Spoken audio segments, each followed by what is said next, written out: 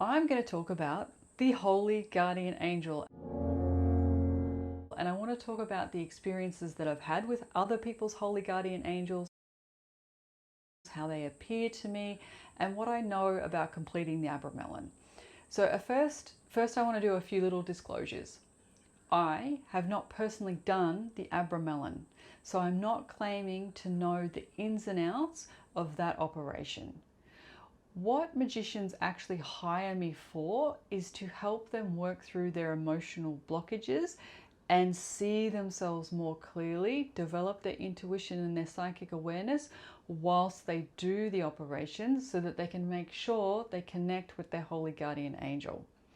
I also have the skill to see other people's holy guardian angels and communicate with the angel to help them build the bridge of what needs to happen, what needs to be acknowledged, and what needs to be cared for during the rite itself. So please don't ask me for information on how to complete it when it comes to a technical aspect.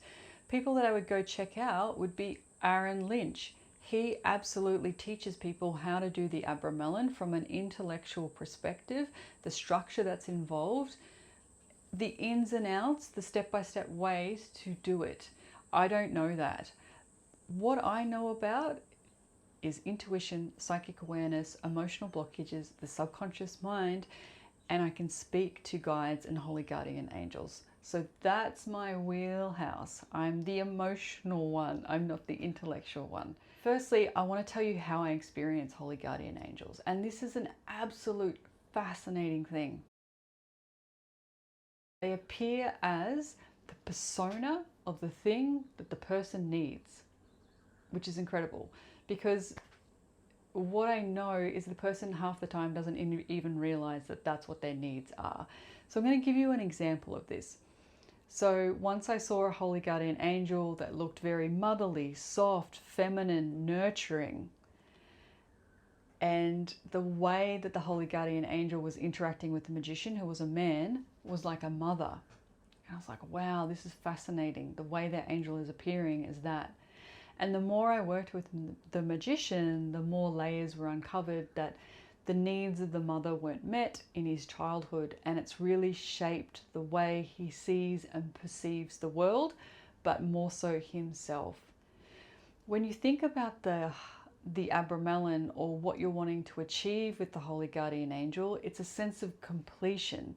So of course, when you think about the Abramelin itself, you go through this intense period of purification, discipline, and you're not like watching TV, interacting with social media. Like, it's a very strict thing that's asking you to be very present with yourself. And then you obviously go into the magical rite towards the end. And you know, there's a part where you're facing the dukes of hell and all that wonderful stuff, where it's asking you to look at yourself and look at your shadows. And this is where things can go awry. Because if magicians haven't done the shadow work, haven't been able to sit with themselves, understand the subconscious mind, I mean their own subconscious mind, then it gets very, very challenging. And this is usually where I come in. As the magician is working through the process of the Abramelin, I'm tuning into them, I'm helping them understand their emotional experience, I'm allowing them to go deeper with themselves, with safety, with acknowledgement, and then preparing them essentially for, you know, the big finale. And a lot of the times as the magicians get towards the end, all of their emotional blockages come up. The rite itself puts you in a place where it breaks your fantasy. So if you're afraid of not being perfect, it's going to bring up all the shame around that. If you feel like you need to be in control of everything, it's going to make everything so out of control. It amplifies the things that we haven't acknowledged about ourselves so that we can come to it, see it, take ownership of it, and then present ourselves in a way to the holy guardian angel where we are being authentic. We are actually showing up as we are, rather than this curated version of who we think is acceptable and who we think they will accept, so that they will appear in front of us and make us magically ordained into whatever it is that we're trying to achieve. So if you're really wanting to make contact with your holy guardian angel, the process is actually going in and looking at the parts that you haven't taken ownership of. And this is really challenging because a lot of the time we don't even realize what we don't even realize. We think we're very high functioning adults, but a lot of the times we are an absolute complete mess, and we need to take ownership of that. We need to look at how we're affecting others and how we're affecting ourselves, and what's the reality of what we're in, rather than the reality or the fantasy that the mind has convinced us of. So those are some of the challenges that come up with the Abramelin. And it's very fitting, because if the angel is appearing as the thing that you need, then that completion process is, I feel whole.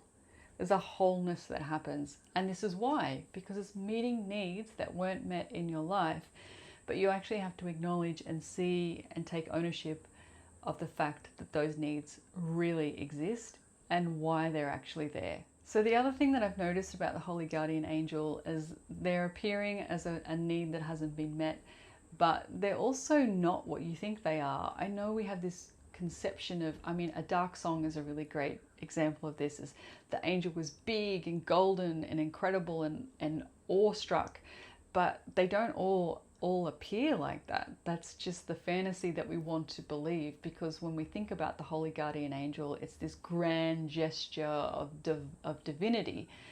So we create a fantasy around it. And this is the other thing that really gets stuck in some of the minds of magicians, is the expectations of what they want to happen can actually fuck up the whole operation, because this is how they feel they are in control. I do this and I expect this, but you're not allowing the information to come in. You're not allowing for organic expression or exploration, and you're not allowing yourself to be comfortable with being uncomfortable, which generally means sitting in the unknown.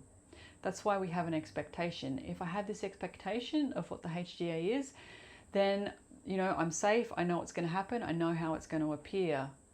But if you start doing any type of magic, or even doing the Abramelin, all that shit's going to go out the window, and it's just going to be chaos. And this is what I've seen happen again and again and again. Also, you can't bypass this process. If you're going to do the Abramelin, you can't bypass yourself. It's not an achievement. It's not something that you just get to the end of. If you're truly wanting to feel whole and complete and connect to this highest being, or this highest version of yourself, whatever you want to believe the HGA is, you can't just skip to the end. You actually have to sit in the uncomfortable feelings that you've been suppressing and avoiding.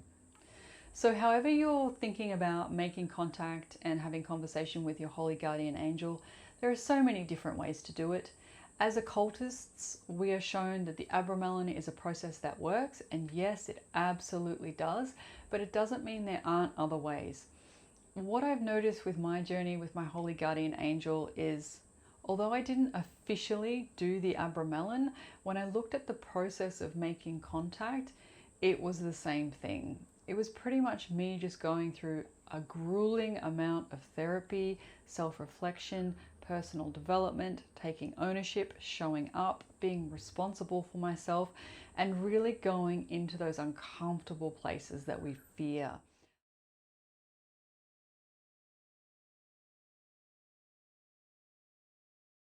I've had to sit in a lot of shame, terror, fear, anxiety, some horrific realizations that the reality that I created about myself actually isn't the reality that's real.